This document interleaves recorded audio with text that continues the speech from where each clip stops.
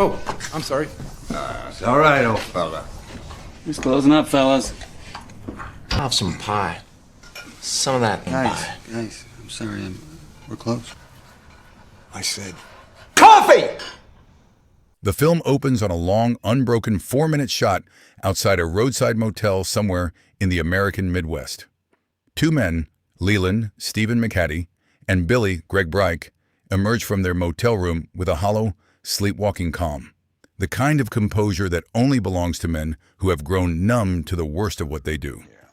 They bicker lazily about who will drive and who will fetch water for their road trip. let's take some water.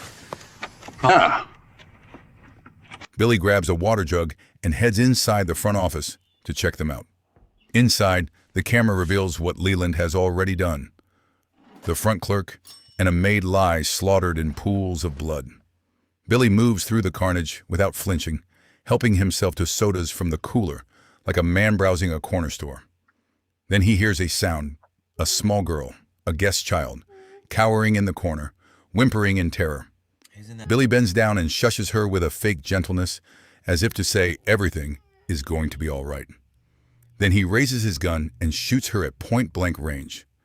The crack of that revolver dissolves seamlessly, with devastating editorial precision, into a child's scream in a completely different home. In the idyllic town of Millbrook, Indiana, young Sarah Stahl, Heidi Hayes, has woken from a nightmare. Her father, Tom Stahl, Viggo Mortensen, appears in her doorway, calm, warm, and gentle, and moves to comfort her. Moments later, her teenage brother Jack, Ashton Holmes, peeks in too. Then their mother, Edie, Maria Bello, arrives and wraps her arms around Sarah, reassuring her. There's no such thing as monsters. The Stahls seem to be the perfect nuclear family. They eat breakfast together, trade kisses, hello, and goodbye, and talk about their days over dinner. Tom runs the local diner in Millbrook, a small, cozy establishment with regulars who adore him. Edie works as a real estate attorney. Jack plays baseball and navigates the awkward tensions of high school, where a jock bully named Bobby, Kyle Schmid, makes his life miserable. Guys, come on, let's go!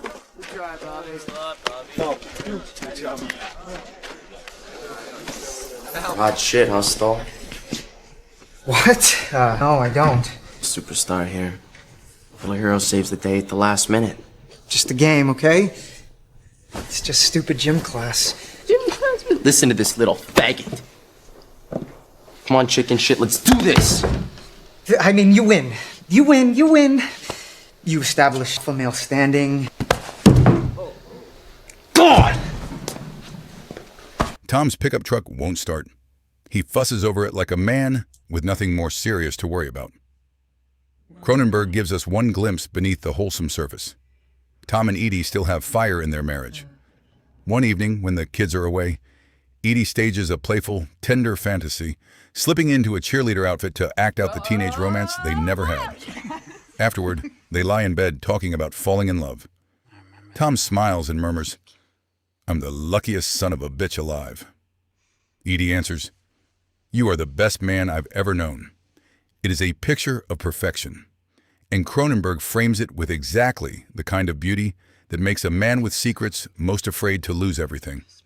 Late one night, at closing time, two of Tom's staff are tidying up the diner when Leland and Billy walk through the door.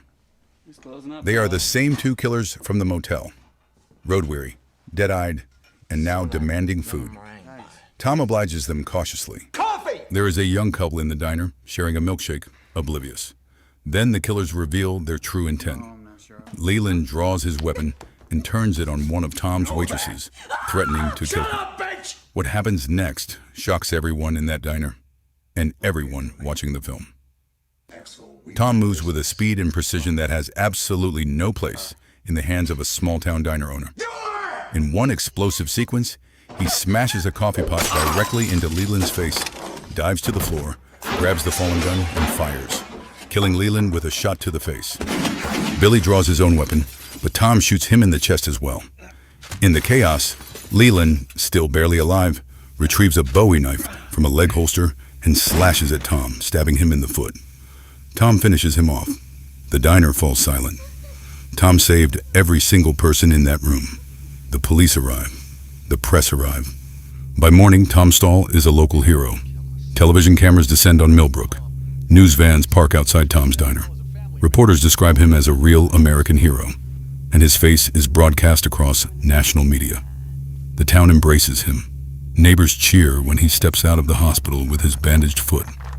Tom smiles awkwardly through it all, clearly uncomfortable with the attention.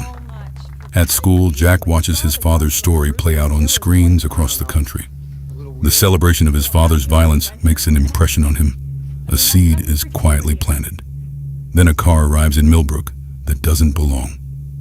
A sleek black vehicle carrying a man named Carl Fogarty, Ed Harris, pulls up outside Tom's diner. Fogarty is a Philadelphia-based Irish mobster, weathered and cold. His face carries a deep, jagged scar. One of his eyes is disfigured, milky, and ruined. He enters the diner and sits down, staring at Tom from across the counter with the slow, measured certainty of a man who has been hunting someone for a very long time. "Hello, Joey," Fogarty says. Tom stiffens. Joey. It's Joey. My name's Tom, sir. Of course. Tom stiffens. He tells Fogarty calmly that his name is Tom Stahl, that Fogarty has the wrong man. Fogarty doesn't flinch. He repeats himself, Joey Cusack, with a patience that suggests he has all the time in the world. Two of his henchmen hover nearby. The confrontation ends without violence for now, but Fogarty lingers in Millbrook like a shadow that won't move. Over the following days, Fogarty and his men begin quietly haunting the Stahl family's movements. They park near the diner. They appear outside Edie's office. The pressure is slow, deliberate, and deeply unsettling. Tom becomes increasingly agitated and hypervigilant, his movements carrying an edge of coiled tension that Edie has never seen in him before. Tom's behavior starts changing at home too. He is short-tempered, distracted, and distant. Edie begins watching him differently. She saw the way he killed those two men in the diner. She replays it in her mind. A mild, gentle man who runs a diner doesn't move like that. Nobody moves like that unless they have done it before. You stay the fuck from my family, you son of a bitch. Listen to me. I don't know what you want, and I don't really care. You should care. I want something from your husband that might affect you, change your life. My husband does not know you. See? This isn't a completely dead eye. It still works a bit. Problem is, the only thing I can see with it is Joey Cusack. I know that my husband is Tom Stahl. That's what I know. Yeah? Yeah. Ask Tom about how he tried to rip my eye out with barbed wire. And ask him, Edie, how come he's so good at killing people? And Mrs. Stahl, don't forget your shoes. At school, the situation with Bobby the bully escalates. Jack, emboldened by the nation's celebration of his father's violence, picks a new approach. In the locker room, Bobby and his crew corner him.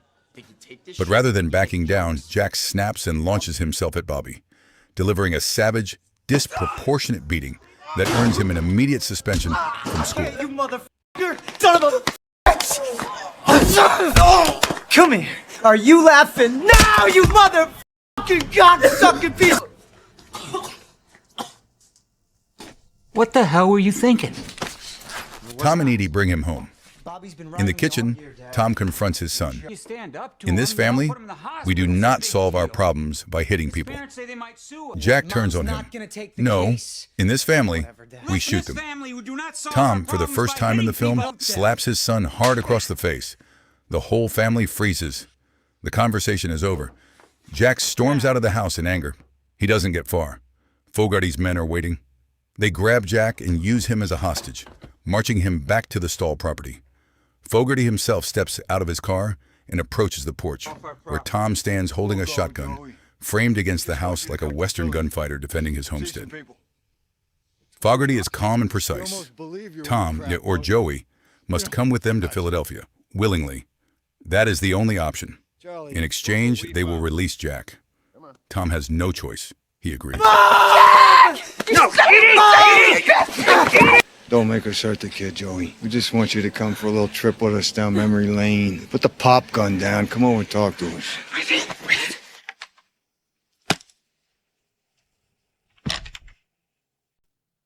Come on. Go back to the house, Jack. The henchmen let Jack go. The instant Jack is free, something shifts behind Tom's eyes. The mild-mannered diner owner vanishes, replaced by something older, colder, and devastatingly efficient. Tom kills both of Fogarty's henchmen with the same surgical speed he used in the diner. But before he can turn on Fogarty, the Irishman shoots him. The bullet connects, dropping Tom to the ground, injured and incapacitated.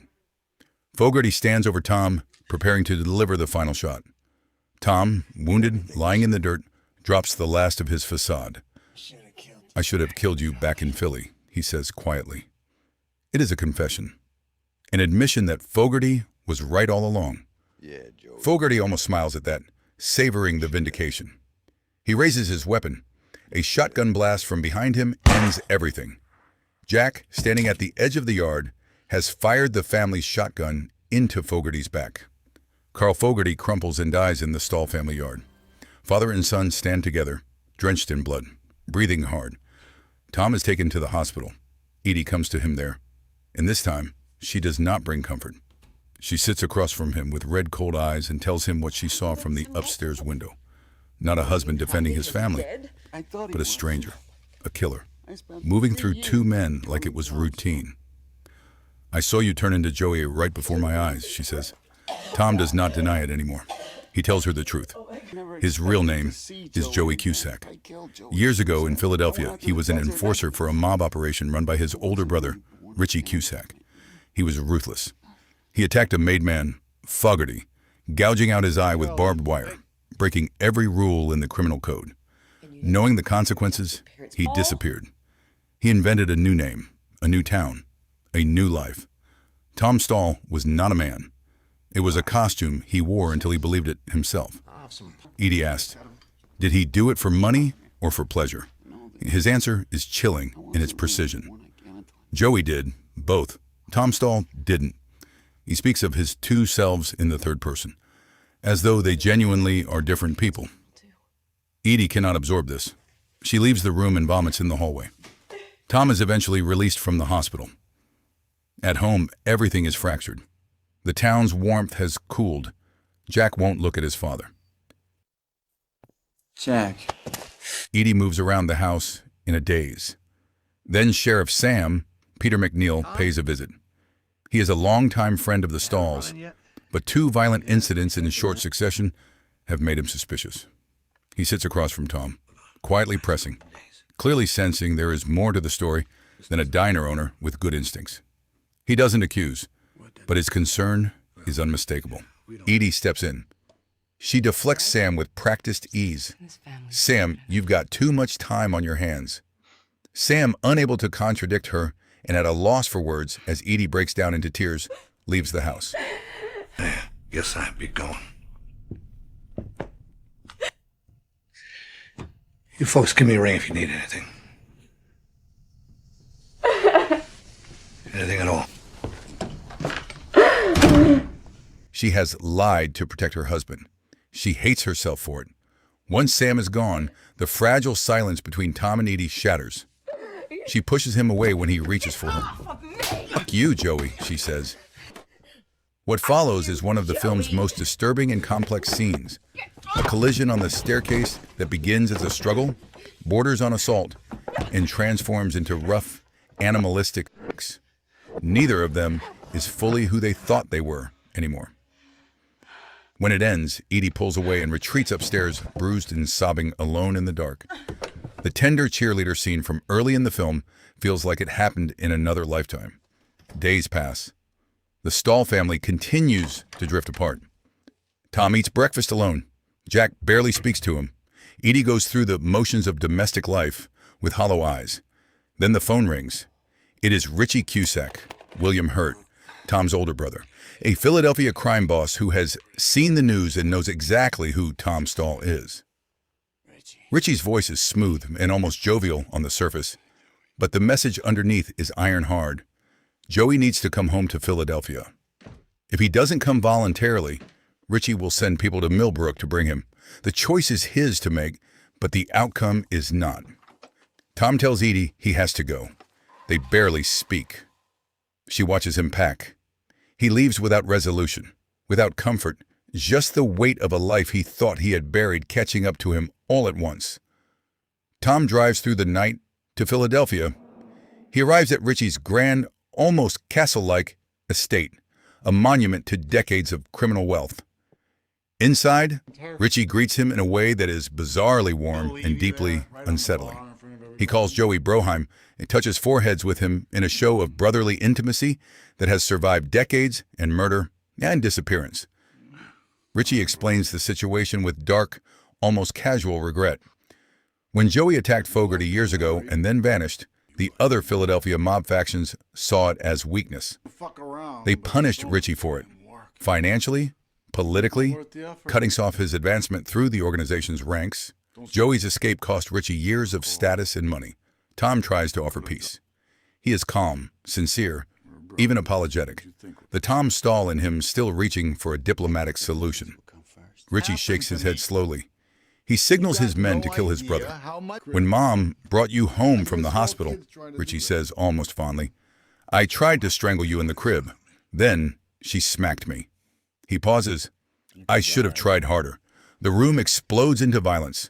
Joey Cusack, no longer Tom Stahl, no longer pretending, tears through Richie's guards with terrifying efficiency, killing most of them and fighting his way through the estate.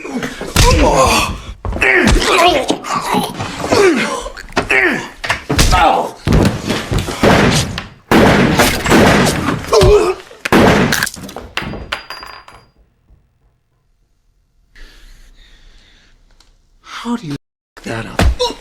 How do you f that up?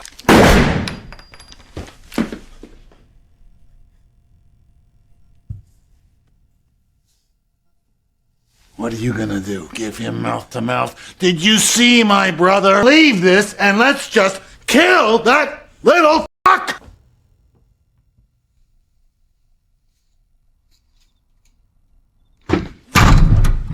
He escapes outside as Richie and his last remaining henchmen hunt for him in the grounds.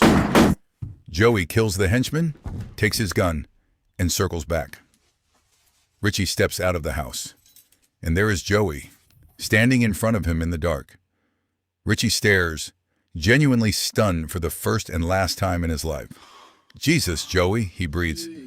Jesus, Richie, Joey replies, and shoots him once through the head.